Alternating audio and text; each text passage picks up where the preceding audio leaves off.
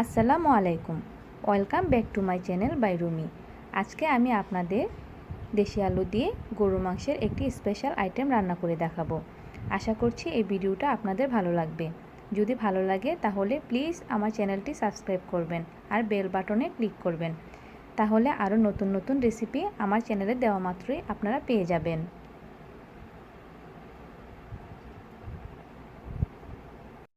আজকের মাংসটা রান্না করতে আমি নিয়েছি আস্ত এলাচ, লবঙ্গ, দারুচিনি, গোলমরিচ, তেজপাতা, মরিচ গুঁড়া, হলুদ গুঁড়া, ধনিয়া গুঁড়া, জিরা গুঁড়া। নিয়েছি নতুন আলুগুলোকে সিদ্ধ করে নুন হলুদ দিয়ে তেলে ভেজে, পেঁয়াজ কুচি, কাঁচামরিচ। আর আজকে রাঁধুনি মাংসের মশলাটা আমি মাংস রান্না করতে ব্যবহার করব। নিয়েছি আদা বাটা, রসুন বাটা, লবণ,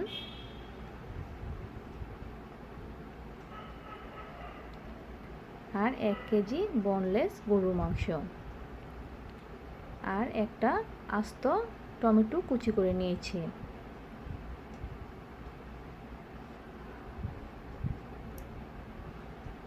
এই সবগুলো উপকরণ দিয়েই আমি মাংসটা আজকে রান্না করব।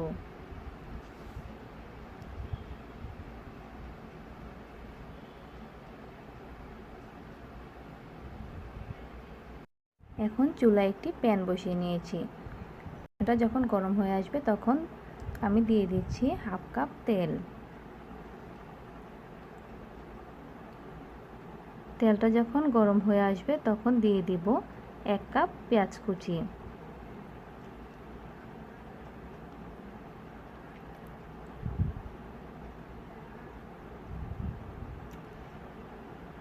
পেঁয়াজগুলোকে হালকা ভেজে আমি দিয়ে দিব আস্ত গরম মশলাগুলো।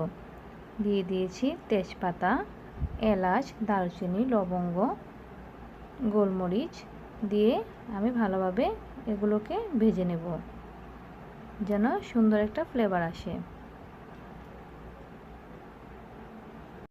আস্ত মশলাগুলোকে ভালোভাবে একটু ভেজে আমি দিয়ে দেব 1.5 টেবিল চামচ আদা বাটা, 1.5 টেবিল চামচ রসুন বাটা দিয়ে তেলের মধ্যে ভালোভাবে নেড়েচেড়ে কষিয়ে নেব।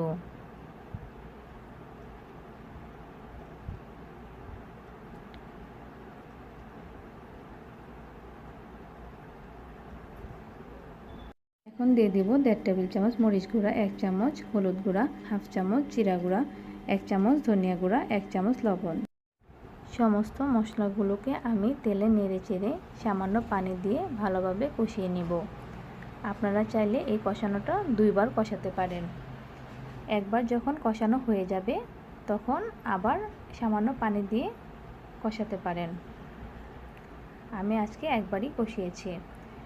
এখন দিয়ে দিয়েছি রাঁধুনি গরুর মাংসের মশলা 1 টেবিল চামচ আর সম্পূর্ণ গরুর মাংস দিয়ে মশলাগুলোর সাথে ভালোভাবে মিশিয়ে ঢাকনা দিয়ে ঢেকে কষাবো। আমি মাঝে মাঝে ঢাকনাটা উঠিয়ে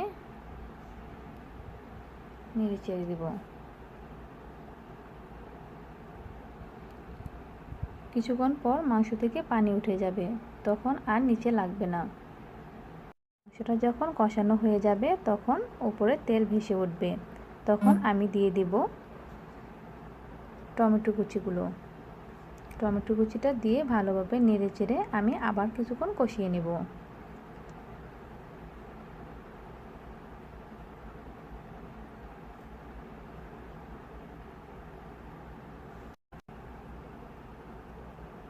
মাংসটা যখন কষানো হয়ে যাবে তখন আমি দিয়ে দিব পরিমাণ মতো পানি।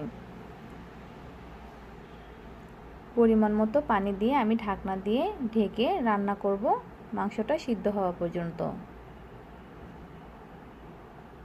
পানিটা যখন হাফ শুকিয়ে গিয়েছিল তখন আমি দিয়ে দিয়েছি সিদ্ধ করা আলুগুলো দিয়ে আমি তরকারিটা কিছুক্ষণ রান্না করে নিব।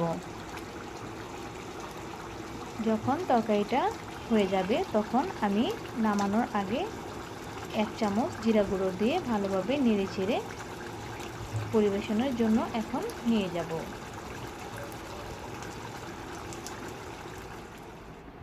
আমি একটি বাটিতে সার্ভ করে নিয়েছি। এভাবেই তৈরি হয়ে গেল দেশি আলু দিয়ে গরু মাংসের ঝোল। আপনারা বাসায় ট্রাই করতে পারেন। আল্লাহ হাফেজ।